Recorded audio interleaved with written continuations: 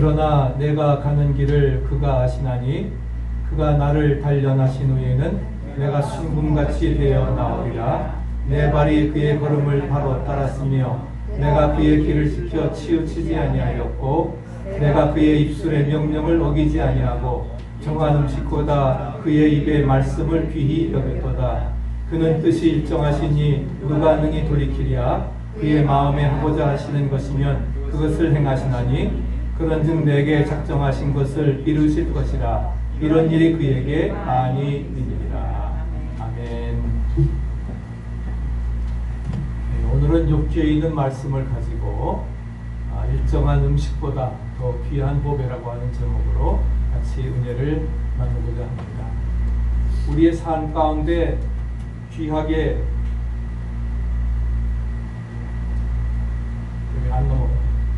우리 삶 가운데 귀하게 여기는 보배와 같은 것들이 있습니다.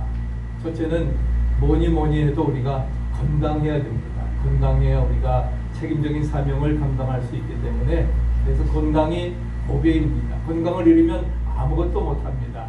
두 번째로 중요한 것은 좋은 머리입니다. 우리가 지혜고 지식이고 아이디어가 좋으면 우리가 승리의 삶을 살아갈 수 있습니다. 세 번째는 손의 재간입니다. 가진 것이 없다 할지라도 우리가 핸드 스킬, 손재간만 있으면 먹고 사는 것은 별다른 문제가 없다 하는 것입니다. 그러나 이것보다도 가장 중요한 것은 뭐냐? 더 귀한 것은 가족 공동체라고 하는 것입니다. 가정이 없다고 하면은 우리가 쓸쓸하고 또 자녀도 없다고 하면은 다른 것이 뭐가 있겠습니까? 그렇기 때문에 가족 공동체라고 하는 것은 굉장히 중요한 것입니다. 근데 오늘 본문에 보면은 여기에 음식보다, 이런 교회들보다 더 귀한 것이 있는데 무엇이라 말씀하고 있는가? 오늘 본문을 통해서 그렇음을 상고하는데 세 가지를 10절 이하에 말씀을 합니다. 첫째는 연단의 보배를 말씀하고, 두 번째는 말씀의 보배를 말씀해주고, 세 번째는 이제 예정의 작정의 보배를 말씀을 해주고 있습니다. 첫째는 연단의 보배입니다.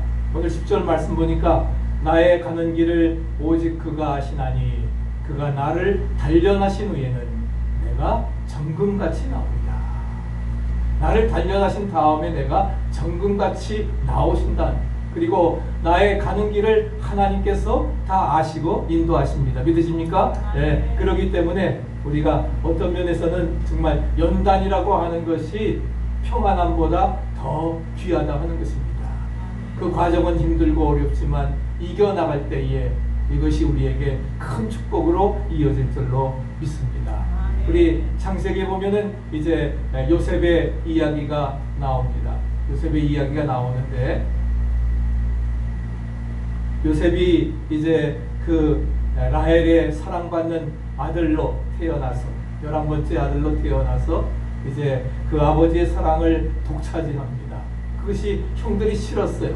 그래가지고서 어떻게 할까? 형들 양을 치는데 이제 음식을 가지러 갔다가 형들이 함께 모의하기를 저를 죽여버리자. 그래서 그 구덩이 판 곳에 빠뜨렸습니다. 근데 유다의 제의로 인해서 죽이지 말고 차라리 우리 상인들에게 팔자. 그렇게 얘기를 해가지고서 이제 상인들에게 팔았습니다. 그래서 애굽으로 팔려가게 되고, 그리고서는 종살이를 하고 감옥살이를 하게 되는 그런 기구한 운명이 되어지는 것입니다. 요셉을 아는 사람도 아무도 없습니다. 그런데 이제 보디발의 집에 팔려갔는데 거기에서 가정총무로 인정을 받아서 일을 하는데, 그 아내 보디발의 아내가 이제 그를 유혹하는 것을 물리침으로 말미암아 결국은 어떻게 돼요? 이제 누명을 쓰고 감옥에 살이까지 하게 되는 것입니다. 어떻게 보면은 이렇게 불행한 사람이 어디 또 있을까 우리가 생각해 볼 수 있는데, 그러나 하나님께서는 어떻게 해요? 애굽에 팔려가도록 하셨고, 그 다음에 종살이도 하게 하셨고 감옥살이도 하게 하신 것은 하나님께서 분명한 뜻이 있다는 것입니다. 바로 마지막 시대에 정말 이스라엘 민족을 통해서 이제 하나님 약속의 땅에 가게 하시려고 그렇게 준비하셨다는 것입니다. 그래서 시편 105편 16절 말씀 보면은 그가 또 기근을 불러 그 땅에 임하게 하여 그 의리하는 양식을 다 끊으셨도다. 하나님께서 기근을 불러서 양식을 다 끊었고 17절 이하에 보면은 한 사람을 앞서 보냈으며 요셉이 종으로 팔렸도다. 그 발이 착고에 상하며 그 몸이 쇠사슬에 매였으니 여호와의 말씀이 응할 때까지라. 그 말씀이 저를 단련했다고 말씀을 하고 있습니다. 하나님의 말씀이 응할 때까지, 하나님의 그 예정의 때까지, 하나님의 뜻이 이루어질 때까지 그를 뭐예요? 호되게 13년 동안을 단련시키신 겁니다. 그래서 종으로 팔려가게 하시고 심지어는 감옥살이까지 하게 하시고 그렇게 해서 그를 뭐예요? 단련시켜서 애굽의 총리 대신으로 삼았다고 하는 사실입니다. 그래서 보디발의 집에 가정총무로 일하면서 이제 행정을 배우게 되는 것입니다. 그래서 가정을 관리하는 것이나 나라 일 하는 거나 마찬가지지요. 그리고 감옥살이에 가서는 뭐예요? 술 맡은 관원장, 떡 맡은 관원장을 만나가지고서 그 꿈을 해몽해 주면서 일종의 뭐예요? 정치를 배우게 됩니다. 정치를 배우고도 나중에 이리야 국무총리가 되어지는 것이지요. 하나님의 말씀이 응할 때까지, 이제 이루어질 때까지 그를 단련하고 있습니다. 한번 생각해 보세요. 요셉이 애굽에 유학을 가가지고서 그래서 종리 대신이 되려고 하면은 아마 제가 보기엔 뭐예요? 유학해가지고서 말단직부터 시작을 해서 아마 죽을 때까지 그는 총리 대신이 될 수 없었을 겁니다. 근데 하나님께서 어떻게 해요? 그런 거 다 거두절미시키시고 단련을 통해서 17살에 붙잡혀 가서 그래서 13년 만에 일한 거예요. 애굽을 다스리는 제2인자가 되었던 것을 찾아볼 수가 있습니다. 하나님께서 이제는 그만했으면 됐다라고 하는 뜻이 이를 때까지 요셉을 막다른 골목으로 보내셔서 이제 연단시키셨던 것입니다. 하나님께서 우리를 일꾼 삼아서 쓰시려고 하면은 반드시 연단함을 믿으시기 바랍니다. 네? 우리도 하나님이 일꾼을 삼으셨으면 어떻게 뭐요? 훈련시키시고 강인한 훈련을 많이 받느냐에 따라서 정예 부대가 되어지는 것처럼 우리 뭐예요? 강한 훈련을 받게 되면은 하나님께서 큰 일꾼으로 쓰시리라 믿습니다. 그렇기 때문에 예수 그리스도의 피로 우리가 믿음으로 구원받고 하나님이 쓰실 때에 연단을 통해서 우리를 사용하신다고 하는 것입니다. 그래서 나중에 지나고 보니까 그 연단이 축복이다. 할렐루야. 네, 고난이 변당된 축복이었음을 우리가 고백하게 되는 것입니다. 그런 믿음을 가지고 우리도 이 어려운 정말 기도하신 것처럼 4달 동안이나 완전히 어떻게 보면 세계가 뒤집히는 그런 상황 가운데 있는데 하나님이 이 코비드-19 연단을 통해서 우리를 새롭게 변화시켜 나가는, 오히려 이 연단이 축복으로 바꾸어지는 은혜의 역사로 이어져야 되리라 믿습니다. 오늘 욥을 말씀을 드렸는데 욥은 동방의 우수라고 하는 것은 우리 예루살렘 밑에, 그러니까 여기 보면은 에돔 지역의 동쪽에 바로 이것이 욥이 살던 그러한 지역인데 그가 큰 거부가 되어서 동방의 의인으로 가장 큰 부자가 되었습니다. 하루아침에 그런데 집이 무너져서 10처녀가 몰살을 당해 죽고 그 다음에는 어떻게 돼요? 수많은 재산 다 빼앗겨 버렸습니다.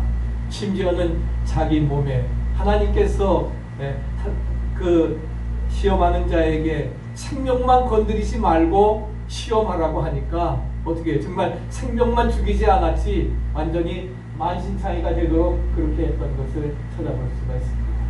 그래서 완전히 온 몸에 정말 문둥병이 걸려가는 것을 그렇게 해서 기아장으로 잿더미에 앉아 긁어야 되는 그런 비참한 신세가 됐습니다.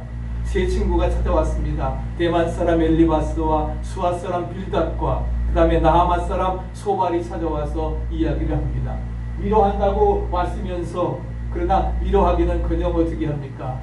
오히려 소금을 칩니다. 네가 이렇게 저주를 받은 것은 무언가 회개하지 않은 죄가 있을 것이다. 그러니까 그 죄를 회개하라고 하는 것입니다. 그랬을 때에 욥은 말합니다. 나는 이런 고난을 당할 죄가 없다 하는 겁니다. 내가 죄 때문에 이렇게 고난당하는 것이 아니라 하나님께서는 고난을 통해서 나를 연단해 주시고 환난은 인내는 연단은 소망을 이루어 나가기 위해서, 그리고 이 연단의 끝에는 반드시 나의 인격과 믿음이 정금같이 되어서 나올 것이라 하는 것을 그는 친구들 앞에 고백을 하면서 이제 변론을 하는 그러한 내용들이 욥기 42장까지의 그러한 내용입니다. 그래서 욥은 바로 그러한 고난의 연단을 통해서 이제 그래도 넘겨줘.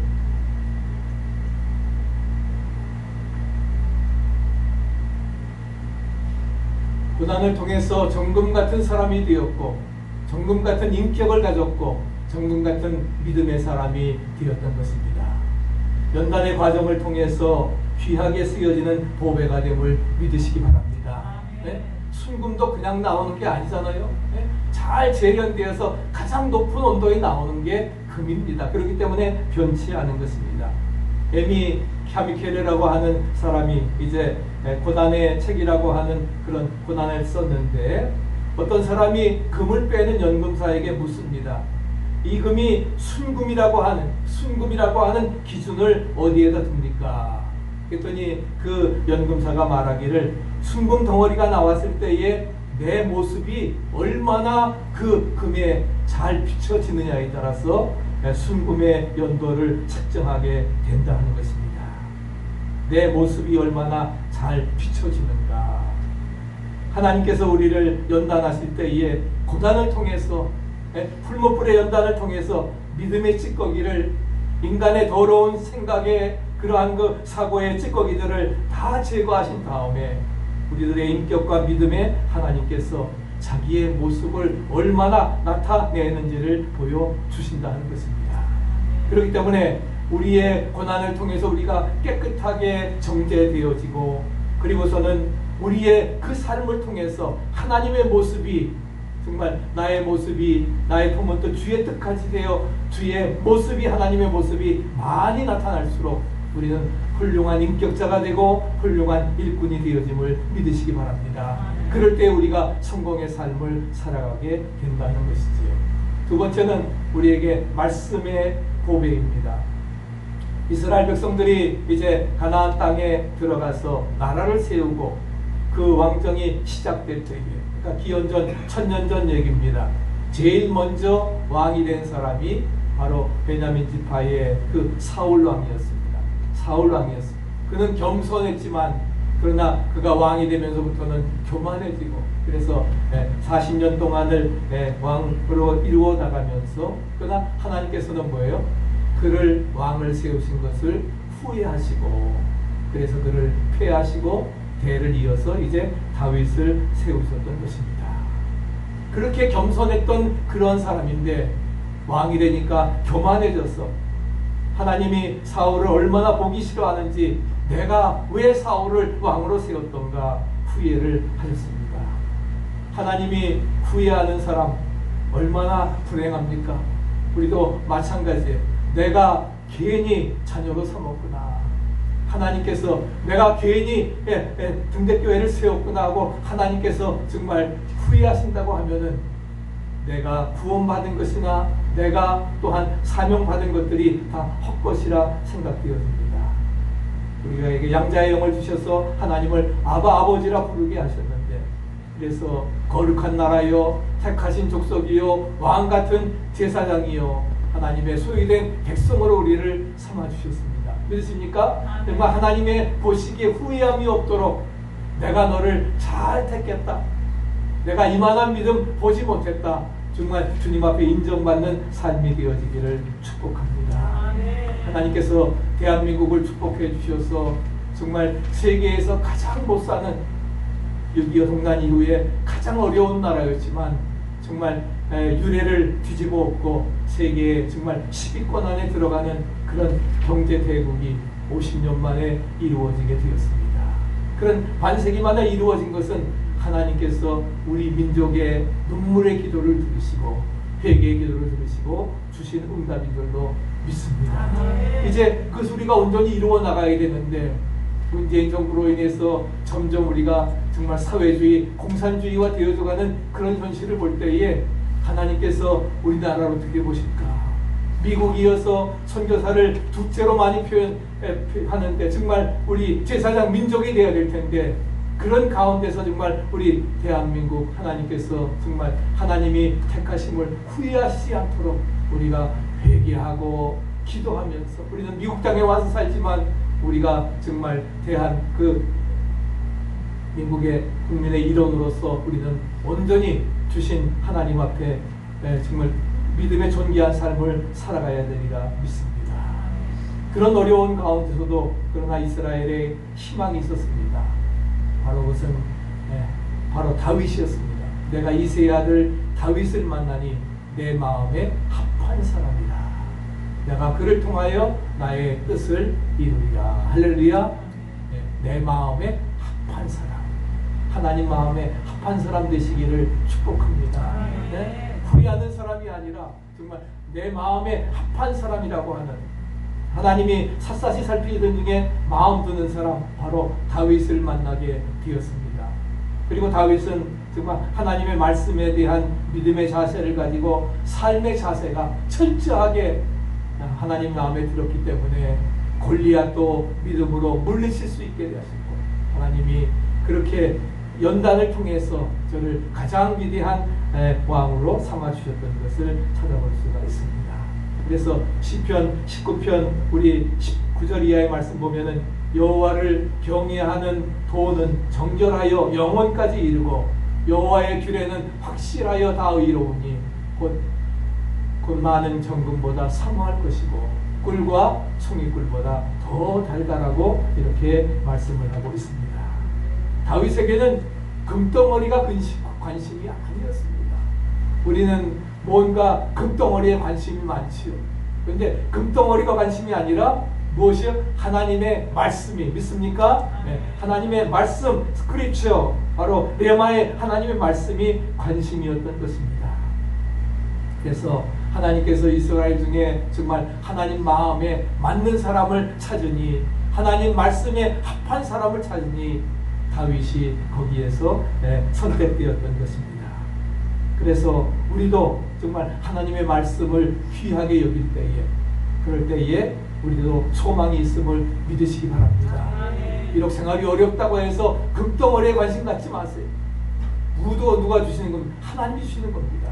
우리는 온전히 하나님 말씀의 규례를 쫓아서 그리고 말씀에 순종하면서 할렐루야 살아갈 때 하나님이 우리의 모든 삶을 책임져 주시리라 믿습니다. 오늘 11절 12절 말씀 다시 한번 같이 한번 읽어보십시다. 내 발이 그의 걸음을 바로 따랐으며 내가 그의 길을 지켜 치우치지 아니하였고 내가 그의 입술의 명령을 어기지 아니하고 일정한 음식보다 그 입의 말씀을 귀히 여겼도다. 욥의 신앙의 자세가 정말 다윗과 같은 신앙의 자세였음을 말씀하고 있습니다. 그의 입술의 명령을 어기지 아니하고 내 발이 그의 걸음을 따르고 그의 길대로 그의 말씀대로 순종하였고 일정한 음식보다도 그 입의 말씀을 정말 하나님께서 온전히 이루어 나갔다는 것을 말씀합니다. 연단을 통해서 말씀을 통해서 그래서 하나님께서 이제 우리에게 예정의 작정의 보배로 축복해 주신다는 것을 말씀해 주십니다. 욥이 하나님의 말씀을 일정한 음식보다 귀하게 여겼던 이유가 무엇입니까? 그것은 뭐예요? 하나님의 말씀이 어떤 것보다도 더 귀한 보배가 되기 때문입니다. 믿습니까? 여러분도 바울같이 말씀에 사로잡히시기를 축복합니다. 그러기 위해서 어떻게 해요? 말씀 속에 들어가야 되는 거예요. 늘 주야로 말씀을 묵상해야 되는 것입니다. 묵상할 뿐만 아니라 그 말씀대로 살려고 실천해 나가야 됩니다. 그럴 때에 그 말씀이 우리를 변화시키십니다. 연단을 통해서 훈련을 통해서 우리를 강인하게 하십니다. 어떠한 어려움도 이겨나가게 하신다는 것입니다. 그래서 우리 신앙의 위대한 사람들 딴 거 아닙니다. 다 말씀 가운데 섰던 말씀을 귀히 여기고 그래서 하나님 마음에 드는 복된 삶 되시기를 축복합니다. 마지막 세 번째는 이제 예정, 작정의 보배입니다. 우리 2000년에 그 미국의 과학자들이 게놈 프로젝트를 완성을 했습니다. 닥터 프랜시스 콜린스가 이제 그는 사실 불신자였, 무신론자였었는데 그 연구를 통해서 이제 어떻게 돼요? 완전히 하나님 앞에 무릎 꿇었습니다. 그리고 하나님의 그 창조 솜씨의 위대함과 오묘하심에 겸허한 경탄을 하면서 그가 게놈 프로젝트를 만들면서 그래서 우리 인간들이 이제는 질병의 원인과 치료에 관한 획기적인 정보를 이렇게 제공해 줄 것이라 기대하면서 오래 살게 되었습니다. 그래서 오래 살게 되었습니다. 모든 것들이 이루어졌는데 정말 하나님의 그런데 20년이 지난 다음에 이렇게 코로나 바이러스로 인해서 정말 세계가 거의 100만 명 이상이 죽는, 또 앞으로도 얼마나 더 많이 죽어야 되는 그런 공포와 위기로 우리를 만들었던 것입니다. 그렇기 때문에 이런 과정들을 통해서 우리가 느끼는 것은 우리 인간의 미래나 과학이나 인간의 미래는 어떤 과학이나 의학에 달려있는 것이 아니라 인류 역사의 주관자에는 오직 하나님이심을 믿으시기 바랍니다. 하나님이 이렇게 하시는 거예요. 왜? 우리에게 동성연애를 받아들이고 우리 미국 땅에 또 우리 확진자들이 제일 많고 제일 많이 죽은 것도 딴 이유가 아닙니다. 우리가 청교도의 성지 잃어버리고 온전히 밀질 지상주의로 사는 그러한 삶에 하나님께서 온전히 우리를 심판하시는 것입니다. 한국도 마찬가지예요. 우리가 정말 깨어서 기도하면서 하나님이 우리를 이렇게 질병을 통해서 또한 연단하시고 훈련하시는 그 과정이 무엇인가, 그것을 우리는 깨닫고 우리가 온전히 이루어 나갈 수 있어야 될 것입니다. 그렇기 때문에 미래의 결정이나 인간의 생사화복은 뭐에 달려있어요? 하나님의 절대 주권, 할렐루야, 하나님의 절대 주권에 달려있음을 믿고 우리가 중요한 것은 뭐예요? 하나님과 바른 관계를 회복해 나가야 되는 것입니다. 욥도 마지막 내가 죽게 대하여 귀로 듣기만 하였사오니 이제는 눈으로 주를 봅니다. 그리고 내가 스스로 거두어드리고 티끌같이 가운데 회개합니다. 하나님 앞에 회개함으로 인해서 그는 대전의 축복을 회복하였던 것을 찾아볼 수가 있습니다. 욥은 인생의 엄청난 재난과 고통 속에서 시달리면서 그의 미래는 어떻게 보면 뭐예요? 전혀 소망이 없었습니다. 아내도 뭐 차라리 그 하나님 저주하고 죽어버리라 했습니다. 그러나 그는 뭐예요? 내가 적신으로 세상에 왔사온즉 적신으로 가올지라. 주신 자도 하나님이시요 취해 가신 이도 하나님이시니 하나님께만 영광을 돌릴지어다. 얼마나 공수의 공수의 인생이라 하는 거예요. 그러면서 하나님께만 영광 돌리겠다 하고 그가 범죄하지 않았습니다.